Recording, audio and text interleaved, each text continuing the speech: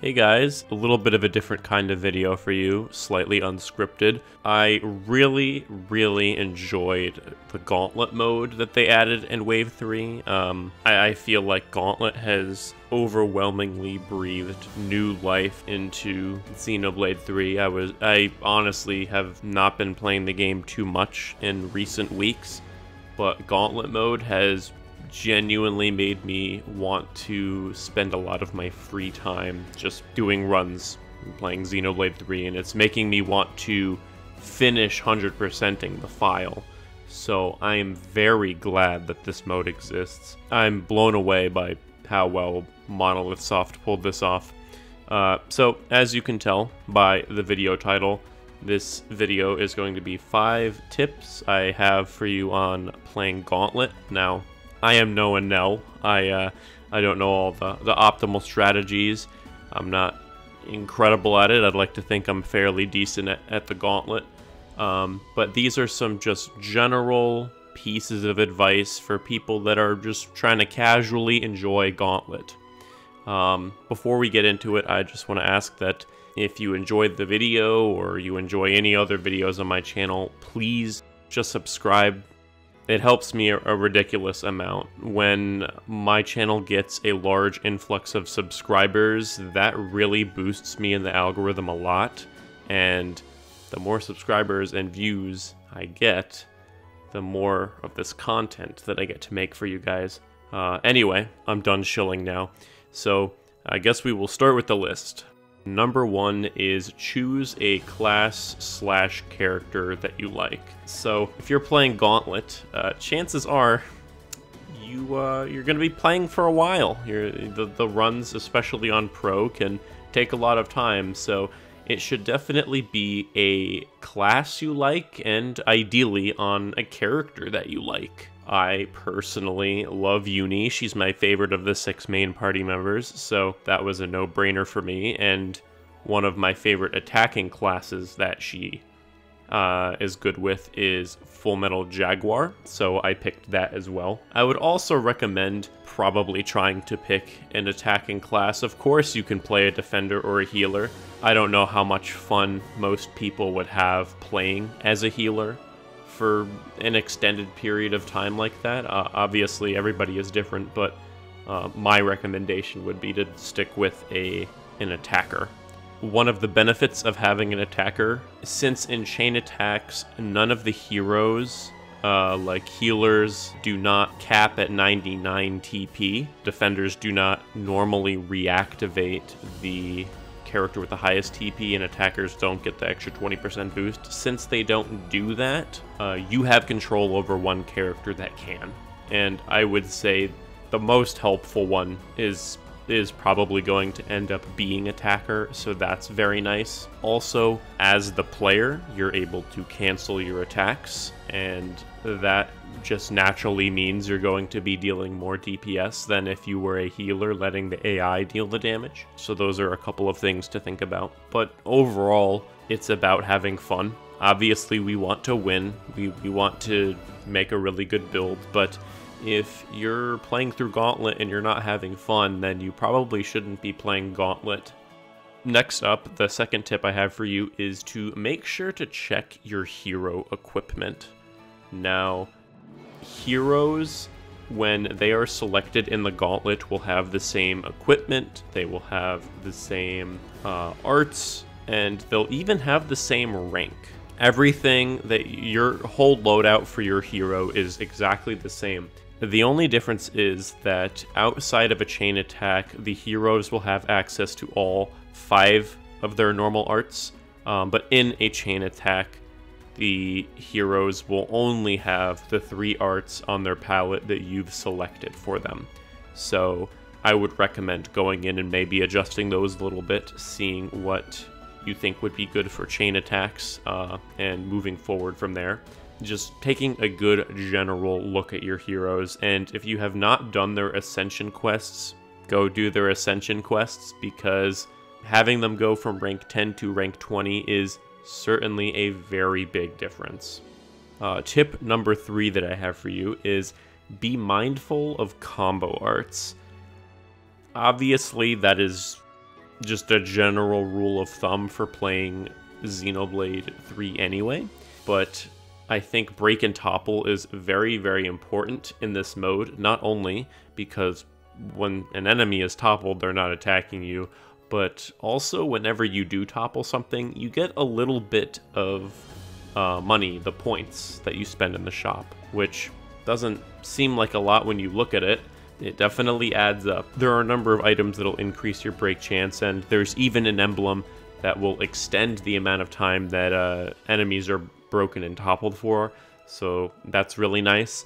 Something I will say is that when you pick a character that has smash, like Monica for instance, it can be a slight hindrance sometimes, because when you use your launch charge, the AI just sees an enemy launched and they go, oh, you know, let's smash it, which yes is very good, but since you're not going to be the one smashing it, they'll be dealing a lot less damage. There are a number of times I find myself using the launch charge because an enemy is going to do a pretty devastating attack, and I just want to knock them up into the air. And if they get smashed down, that means they're back down on the ground attacking me slightly faster. You can also utilize the launch charge before a chain attack to get extra damage in. That's always very nice. But another really good use, I guess this is sort of going off the beaten path, but another really, really nice use for the launch charge is if you have a very big group of enemies that are pretty close together. If you do the launch charge and do some good AoE attacks, you can make a lot of extra money or points, whatever. I call it money even though they're points, but you can make a lot of extra money for the shop. The fourth tip I have for you is to purchase the slow Nopwatch upgrade from the blue Nup on Stone merchant. The slow Nopwatch upgrade is incredibly helpful. It is, in my opinion, one of the best emblems in Gauntlet.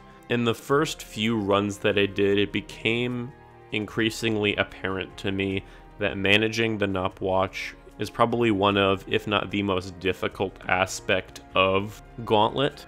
Having the Nopwatch deplete at a much slower rate just increases your chances of success. There's less of an opportunity for you to have a low Nopwatch on an important fight. There is more of an opportunity of you for the refill to show up at a decent time. To build off of that, I would say whenever you get anywhere from 25% to 50% Nopwatch, depending on how you feel you're doing, probably just get the refill. There have been a number of times where I've had pretty decent time left, but I literally get through 5, 6, 7 stages and I am still not getting the refill. And once that watch runs out, you're in trouble. There's not much you can do. Obviously, there's the emblem that gives you a very nice attack boost, but you're not going to be using many arts. You're just going to be auto-attacking.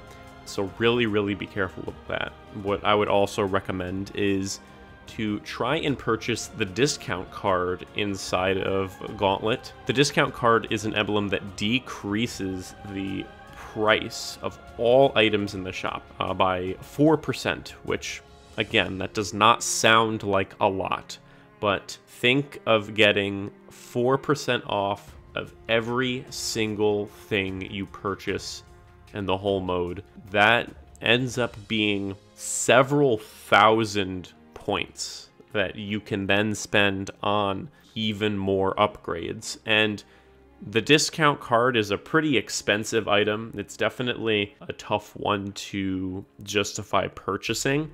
But if on stage 3 you're actually able to get the discount card, in my opinion, that has got to be one of the best free emblems you can get. And I wouldn't even blame you if you re-rolled once or twice to try and maybe get the discount card on wave 3, because it's so good and because you're getting a 4,000 point upgrade for free. So tip number 5 is to be mindful of how you're building your team. Now, as you can see here, the 7 party members that I have are Full Metal Jaguar Uni, I have Iserd, Zeon, Fiona, Nia, Ino, and Miyabi. And something you'll notice here is that Uni is my only DPS. This team is still pretty good. Iserd has fairly reasonable damage for a healer in this game, I'd say, and Ino's damage is nothing to scoff at.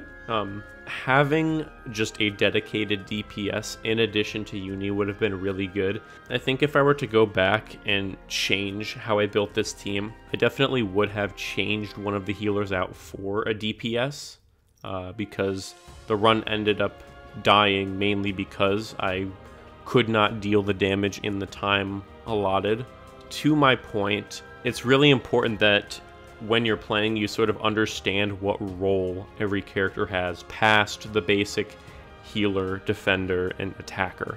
Iserd is a hybrid healer. Nia isn't really dealing a whole lot of damage. She is a main dedicated healer. Both Miyabi and Fiona are supports. Miyabi sort of leans more towards healing than Fiona does, but they're both supports. But they complement each other. You want to find those complements in the team. Also, because alignment is a thing that matters for some of the emblems, choosing whether or not to invest in Kevesi, Agnian, or non-affiliated characters can be a pretty important choice as well. Naturally, since the starting character you play as is aligned with a class, so you are already sort of being pushed towards an alignment. Uni is a Kevesi class, so right off the bat, I have a Kevesi character. I am sort of a little bit more incentivized to pick Kevesi, but obviously that's not going to stop me from picking Agnian. I have 4 Agnian healers here. I hope my rambling was not too bad. This mode, I just have a lot of fun with it, and I wanted to share some of the things that I've learned while playing runs. Gauntlet has made me play the game a lot more. I've been hopping into Gauntlet, do a couple rounds. I'll go back into the overworld, get some Ascension quests done, try and, you know, further my 100%. Gauntlet is just making me play the game, and I like this game a lot, and I'm glad that this mode is here. And I hope in future entries that we get more modes like this. This is just very creative. It's a nice take on the Xenoblade battle system, and it really makes me excited to see what kind of things Monolith Soft experiments with in the future.